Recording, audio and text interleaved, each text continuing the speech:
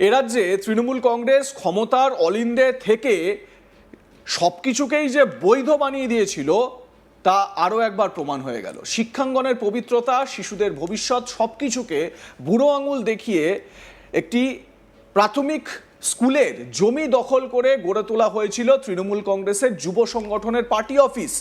শুধু party office বানিয়েই ক্ষান্ত হয়নি অভিযুক্তরা, স্কুলের জমিকে কার্যত নিজেদের পৈতৃক সম্পত্তি ভেবে সেখানে গজিয়ে তোলা হয়েছিল একাধিক দোকানঘর, যা থেকে প্রতি মাসে আসছিল মোটা টাকার ভাড়াও।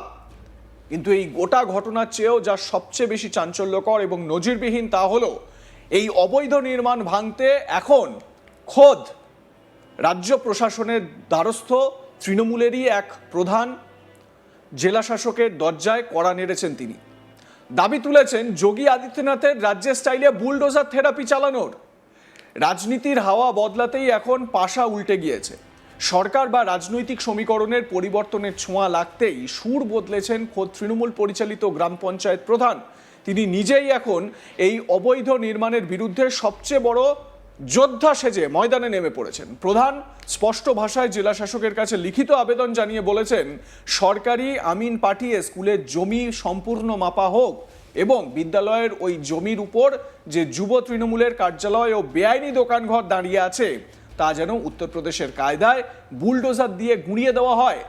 খোদ তৃণমূলের প্রধান যখন নিজের দলেরই নেতার কীর্তির বিরুদ্ধে বুলডোজার চালানোর দাবি তোলেন, তখন তা বুঝতে বাকি থাকে না যে দলের ভেতরের কোন দল এবং ক্ষমতার হাত বদল কোন পর্যায়ে পৌঁছেছে। এই নজিরবিহীন এবং চাঞ্চল্যকর ঘটনাটি মালদার রতুয়া ২ নম্বর ব্লকের শ্রীপুর ২ নম্বর গ্রাম পঞ্চায়েতের কুমারগঞ্জ এলাকার। এই ঘটনা পশ্চিমবঙ্গের বর্তমান রাজনৈতিক ও প্রশাসনিক ব্যবস্থার কঙ্কালসার চেহারাটা আমজনতার সামনে এনে দিয়েছে।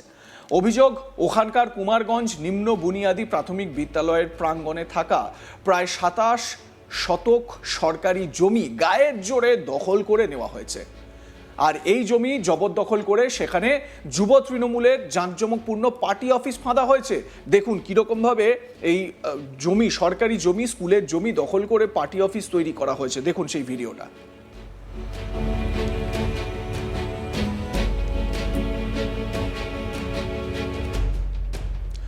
ভারপ্রাপ্ত প্রধান শিক্ষক কুমারগঞ্জ জুনিয়র বেসিক স্কুলের মাজদার আলম, তিনি কি বলছেন বা কি অভিযোগ তার শোনাবো।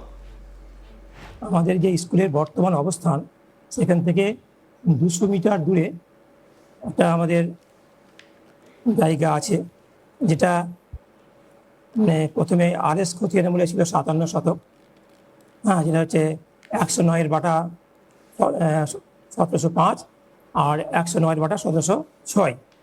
এবার আমি যখন কাগজপত্র যখন পর্যবেক্ষণ করি তখন দেখছি যে ইলার খতিয়ানে সে জমিটা চলে এসছে ২৮ শতকে, হ্যাঁ, নতুন দাগ হয়েছে ৯৮১ আর ১০০১। এবার ওই জায়গাটা বিভিন্ন সময় বিভিন্ন জন মানে কাঠামো করতে উদ্যত হয়, দখল করতে উদ্যত হয়। আমি প্রতিবারই আমি উদ্বোধন কর্তৃপক্ষকে ব্যাপারটা জানাই। সেটা হচ্ছে কোনো সময় জানিয়েছি চেয়ারম্যান, এসে অফিস, পুলিশ প্রশাসন, সব জায়গায় জানাই। জানার পরে কিন্তু সেখান থেকে আমরা কোনো মানে সাহায্য না পাওয়ায় আমরা পরবর্তীতে হতাশ হয়ে আর সেরকম আর জানায়নি।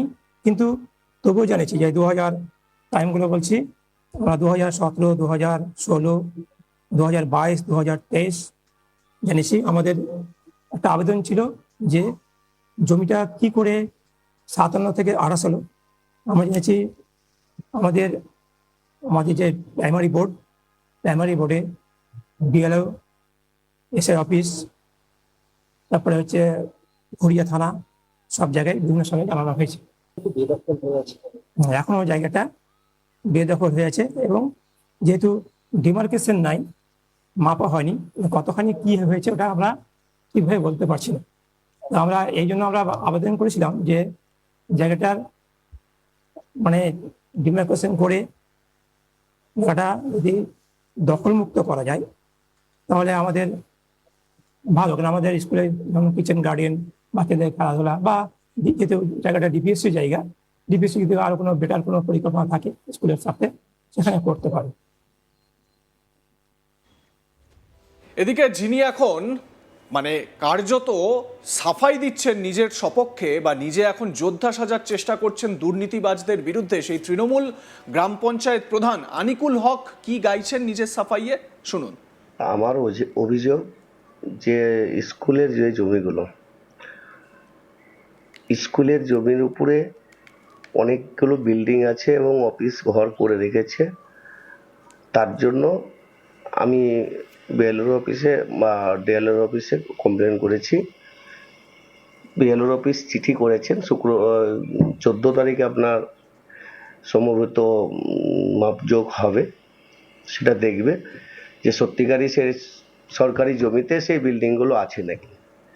অনেক দিন ধরে তারা ভোগ দখল করছে, তার জন্য আমি ওটা আবেদন জানিয়েছি, সেটা সরকারের লোক দেখবে। অভিযোগ করেছেন আপনি? হ্যাঁ, অভিযোগ করেছে। কি অভিযোগ? কারা এই স্কুলের জমি দখল করেছিল আর কি কি বানানো হয়েছে ওখানে? ওখানে দোকান ঘর করানো আছে। বিজেপি সাংসদ খগেন মুর্মু এ প্রসঙ্গে কি বলছেন আসুন শুনে নেওয়া যাক। তৃণমূলের যারা এক সময়তে পুরোটাই দখলদারি করে রেখেছিল, সব হচ্ছে মনে পড়ছে যে ওদের পৈতৃক সম্পত্তি, যেখানে খুশি সেখানেই তারা হচ্ছে মনে হলো এটা আমার পছন্দ হলো ওখানে আমি বাড়ি করব, আমার পছন্দ হলো ওখানে দোকান করব, আমার পছন্দ হলো ওখানে পার্টি অফিস গড়ে তুলব। যেটা ভারতীয় জনতা পার্টি কখনো এই সমস্ত যে এই ধরনের আচরণ কখনো সেটাকে হচ্ছে বরদাস্ত করে না। তাই আমরা যে আজ যে সমস্ত এইভাবে অবৈধভাবে যে সমস্ত নির্মাণগুলো হয়েছে, সেই নির্মাণগুলো সমস্ত দেখছেন যে একটার পর একটা, যেমন অভিষেক ব্যানার্জি খোদ নিজেই যেভাবে উনি অবৈধ নির্মাণ বহু করেছেন, সেটা তো আজ দিনের পর দিন চেষ্টা হচ্ছে সমস্ত বুলডোজার দিয়ে ভাঙা। তো আজ এটাও হবে, কেউ রেহাই পাবে না, কারো রেহাত হবে না।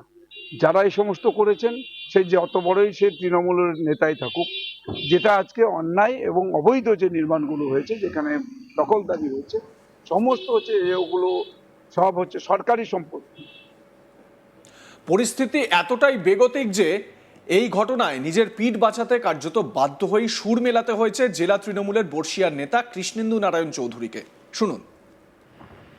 স্কুলের সম্পত্তি, হাসপাতালের সম্পত্তি যারা দখল করে নিজেদের কায়েমি স্বার্থে লাগায়, এর মতো সমাজ বিরোধী বলা যাবে। সমাজ বিরোধী মারপিট করলাম সেটা সমাজ না।